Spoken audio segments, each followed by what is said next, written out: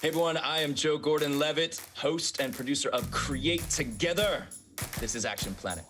I'm not a scientist, but my lay understanding of the science is that the situation is growing more and more urgent. When you take action, your life gets a meaning. When you get a meaning in life, you become happy. When people connect, they care. When you're feeling well and doing well, you have no choice but to be well to the planet. We are up to the task of managing this crisis. And it's a mountain we can climb if we climb it together. If we don't do what science demands, we pass a tipping point, and it's out of our control.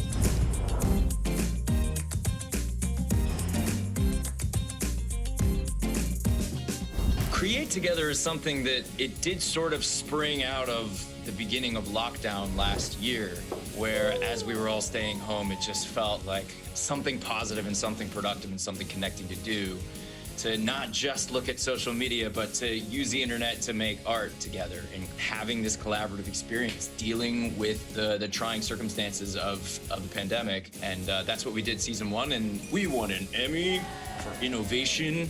Very, very proud of that, and shared that with all these. It was the most inclusive production we've ever done on Hit Record. Thousands and thousands and thousands of people from all over the world contributed and made art together.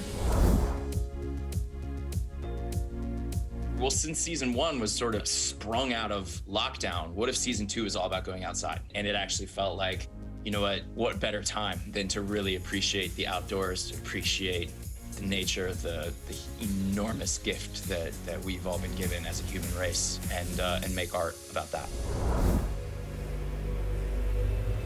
I mean, the internet should be bringing us together, and I think in many ways it does. But let's be honest, there's also a tendency that we're all kind of taking notice of in the last few years, that the internet can pull us apart. The internet doesn't have to be that way. I think the internet turns into that when everyone's kind of fighting for attention, and when everyone's kind of fighting for ad dollars and eyeballs and followers and likes. Art, if you take it way back, before civilization, etc., I believe that early human beings were sitting around a campfire, telling stories, singing songs, doing dances. This is ancient, and people didn't used to do it by themselves. That's the origins of art, and that's kind of that communal, collaborative feeling we're trying to get back to on Hit Record. I would hope that we can reframe the conversation so it's not a question of whether or not we want to protect nature. And I think that, like, they wouldn't say, I don't care about nature, we don't have to protect nature. They would say, yeah, but if we're choosing between protecting nature and an economy where people have jobs and can be prosperous, then we have to find the balance between, we have to let people have jobs. It seems to me that, in fact, the best way to move our economy forward is to be doing things in a more clean and efficient way. It shouldn't be about, do we want to protect nature? Everybody understands that we need to protect nature. The question is, how do we do it?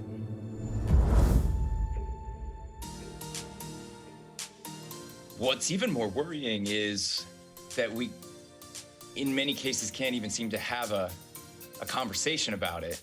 I find that really unfortunate and probably counterproductive and bad for the ultimate goal of the health of our species. And I find that if you're working together, those sort of divisions often melt away. There's a guy who's a great musician in our community, and he votes Republican. And we've gotten into spats in the comment threads about our politics, but then we make art together. And I feel like there's something productive about that. It's beautiful. I think there's something worthwhile about humanizing the other side. I think collaborative art can often do that.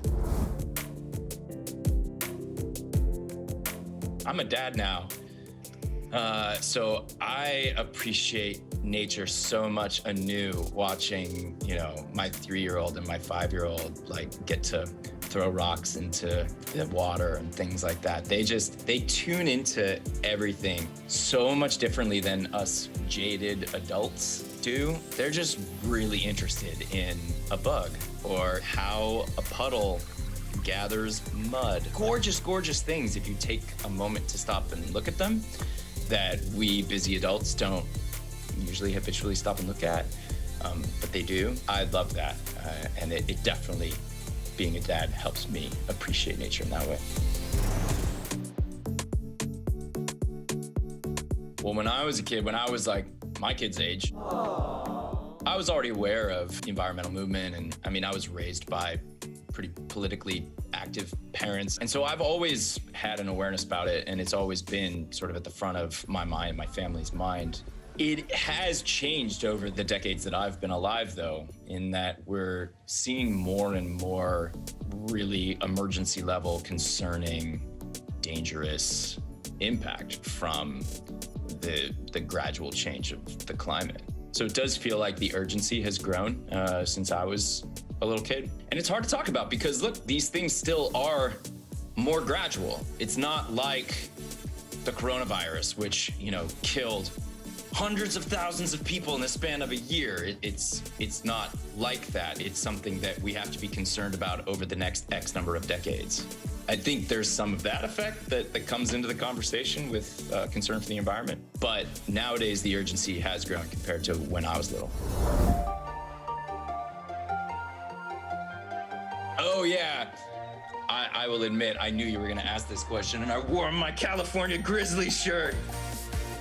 There's no more grizzly bears in California where I'm from. They're still alive elsewhere in the country, but the last California grizzly was killed in about 100 years ago. There have been efforts to repopulate California with grizzly bears. Hopefully we get there. I'm gonna be really honest here. I think if you want to make an impact on the environment, these 5 R's don't cut it. If you want to make an impact on the environment, start a career in politics, start a career in journalism, start a career in science, start a career in industry, start a career in business, get to work. My understanding of the science is that the impact that individuals like us have is relatively small compared to the enormous impact made by the big operations and systems that are in place right now. If we want to help our environment, we have to work on those systems. You have every reason to be anxious, and not just about the environment. I think that the world is changing very rapidly in a number of ways right now. For me, I've learned that those nerves can be empowering. That feeling of anxiety can drive me to get up and want to go and do some stuff. And that is what we need, whether it's solving problems with the environment or other pressing problems in humanity right now. It's not going to get solved by hanging out. It's not going to get solved by chatting on the internet. It's not going to get solved by taking it easy, to be really honest. It's going to take a lot of really hard and intense work. That's, in my life, been my best way to deal with nerves and anxiety, is just channel that into going hard.